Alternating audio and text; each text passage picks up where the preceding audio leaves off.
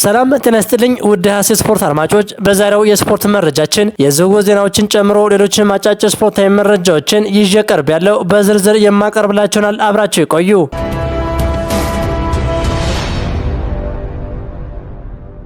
ታሪኩ የጀመረው ከ23 ዓመታት በፊት በዚህ ሳምንት ነበር።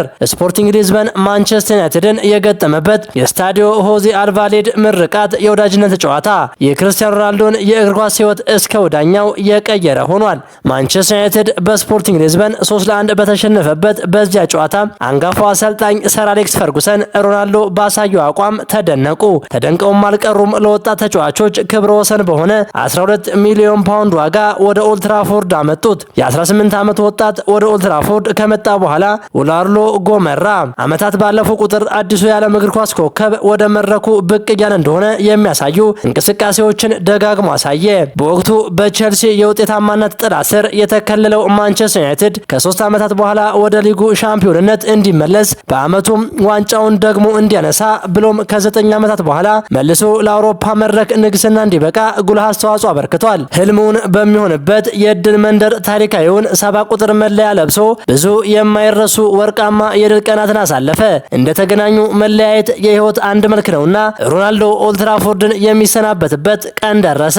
ዝውውሩ በቀላሉ የተሳካ አልነበረም። ማንቸስተር ዩናይትድ አሳልፎ ሊሰጠው ካለመፈለጉ ጎን ሪያል ማድሪድ ተጫዋቹን ለማዘዋወር አጥብቆ ገፋበት። የቀድሞ የፊፋ ፕሬዝዳንት ሴፕ ብላተር ጭምር አስተያየት በሰጡበት ሂደት በመጨረሻም የዓለም ክብረ ወሰን በሆነ 80 ሚሊዮን ፓውንድ የዝውውር ዋጋ ወደ ሳንቲያጎ በርናባው አመራ። ከዚያ በኋላ በስፔንና በጣሊያን ካሳለፋቸው አሁን ደግሞ በሳውዲ አረቢያ እያሳለፈ ካለው ውጤታማ ጊዜ ጎን ከፖርቹጋል ብሔራዊ ቡድን ጋር የአውሮፓ ዋንጫን ጨምሮ በርካታ ክብሮችን አግኝቷል። የ5 ጊዜ የዓለም ኮከቡ ሮናልዶ ወደ እነዚህ ሁሉ ክብሮች መዳረሻ ወደ ሆነው ማንቸስተር ዩናይትድ ያቀናው ከ23 ዓመታት በፊት በዚህ ሳምንት ነበር። አሁን ደግሞ ይህ ዓመት ከእግር ኳስ የሚሰናበትበት ሊሆን እንደሚችል የሰጠው ሀሳብ መነጋገሪያ ሆኗል። በሰር አሌክስ ፈርጉሰን የእግር ኳስ ጌጥ ተብሎ የተገለጸው ሮናልዶ የስንብቱን ቅርብነት አውጇል። በጊዜ ሂደት ቢደበዝዝም መኖሩ ብዙ ትርጉም ነበረውና እግር ኳስ ጌጧን ስታጣ ምን መልክ ይኖረዋል የሚለው አጓጊ ነው።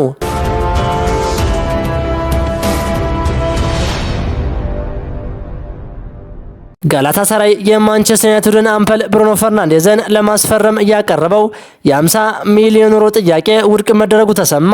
ማንቸስተር ዩናይትድ የዝውውር መስኮቱ ከመዘጋቱ በፊት ለብሩኖ ፈርናንዴዝ የሚቀርቡ ማናቸውንም የዝውውር ጥያቄዎች ውድቅ ለማድረግ መወሰኑን ቢቢሲ ስፖርት ገልጿል። ጋላታሳራይ እንዲሁም የጣሊያኖቹ ጁቬንቱስና ኤሲ ሚላን የ31 ዓመቱን ፖርቹጋላዊ የመሃል ሜዳ ተጫዋች ለማስፈረም ፍላጎት ማሳየታቸው ይታወቃል።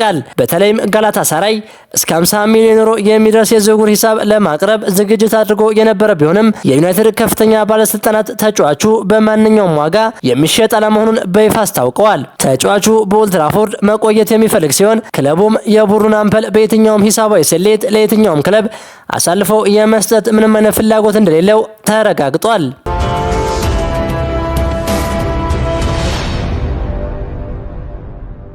ከሮቤርቶ ዲዘርቢ ጋር በግል ውሎቹ ዙሪያ የተስማማው ኮዲ ጋክፖ ቶተንሃም ሆትስፐርን ለመቀላቀል ከጫፍ ደርሷል። ቶተንሃም በዚህ ሳምንት ለሊቨርፑል የክንፍ ተጫዋች በይፋ የዝውውር ጥያቄ ለማቅረብ በዝግጅት ላይ ናቸው። ሊቨርፑል ጋክፖን ከ60 ሚሊዮን ፓውንድ እስከ 70 ሚሊዮን ፓውንድ ዋጋ ለጠፈበት ሲሆን ቶተንሃም 65 ሚሊዮን ፓውንድ ለማቅረብ መዘጋጀቱን ቲም ቶክ ዘግቧል።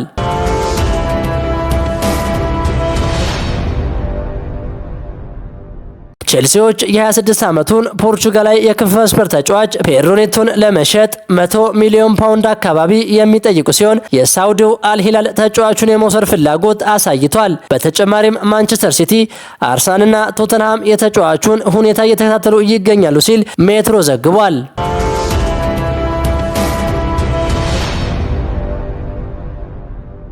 ማንቸስተር ዩናይትድ ጋቪን ከባርሴሎና ማስፈረም እንደሚፈልግ ተገልጿል። ትራንስፈር ኒውስ ዋቢ በማድረግ በሰራው ዘገባ ዩናይትድ ጋቪን ለማስፈረም 40 ሚሊዮን ዩሮ ቀጥታና በሂደት የሚከፈል 15 ሚሊዮን ዩሮ ክፍያ ባለው ውል ለማስፈረም ይፈልጋል ብሏል። አሰልጣኝ ማይክል ካሪክ ከኤድዋርዶ ካማቪንጋ ይልቅ የባርሴሎናን አማካኝ ጋቪ ቅድሚያ መስጠታቸውን ጠቅሷል። ጋቪ የዝውውር ጥያቄ ካቀረበ ባርሴሎናን መልቀቅ ይችላል። ምንም እንኳን ክለቡ የዩናይትድን የ55 ሚሊዮን ዩሮ ፓኬጅ የመቀበለው እድሉ አነስተኛ ቢሆንም ጋቪ ከፈለገ ዝውውሩ ሊሳካ ይችላል ተብሏል። የዓለም ዋንጫን ጨምሮ ከባርሴሎና ጋር ገና በወጣትነቱ ብዙ ስኬቶችን ያሳካው ስፔን አማካኝ ጋቪን የጀርመኑ ሻምፒዮን ባየር ሙኒክም የማዘዋወር ፍላጎት አለው ተብሏል።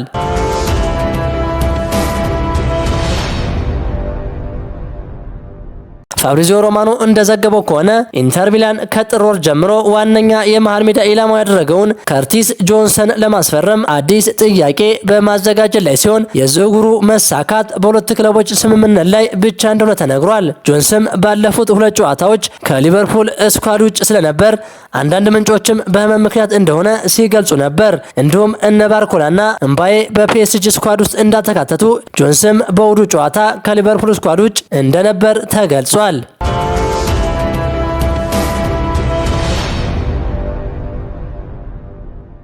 ሊቨርፑል ከኢብራሂም ባዬ ጋር በግል ጥቅማ ጥቅሞች ተስማምቷል። ሊቨርፑል የ18 ዓመቱን የፒኤስጂ የክንፍ መስመር ተጫዋች ኢብራሂም ባዬን ለማስፈረም ከተጫዋቹ ጋር በግል ጥቅማ ጥቅሞች ዙሪያ ስምምነት ላይ መድረሱን ስካይ ስፖርት ዘግቧል። ሊቨርፑሎች ባየር ሊቨርኩሰንን በመቅደም ለታዳጊው የ5 ዓመት ውል አቅርበውለታል። በ2025/26 የውድድር ዘመን በፒኤስጂ 29 ጨዋታዎችን አድርጎ 3 ግቦችን ያስቆጠረው ባዬ ወደ አንፊልድ ለመዘዋወር ከጫፍ ደርሷል።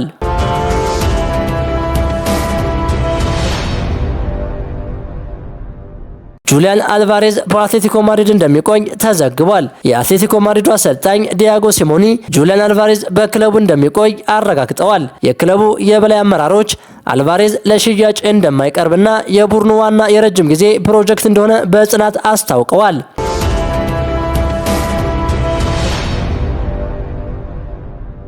የሪያል ማድሪድ አለቃ የሆኑት ጆዜ ሞሪኒዮ ማርቲን ዙቢሜንዲን ማስፈረም እንደሚፈልጉ ለቡድኑና ለበላይ ኃላፊዎች ተናግረዋል። የሮድሪ ዝውውር ያልተሳካላቸው ሎስ ብላንኮቹ 27 ዓመቱ ላይ የሚገኘውን አማካይ ከአርሰናል ለማስፈረም ወደ ዝውውሩ ሊገቡ እንደሆነ የስፔን እትም የሆነው ሙንዶ ዲፖርቲቮ ጋዜጣ ዘግቧል። ክቡራን የሐሴ ስፖርት አድማጮች ለዛሬ ያስኳቸው የስፖርት መረጃዎች እነዚህ ነበሩ። ቸር ተመኘን።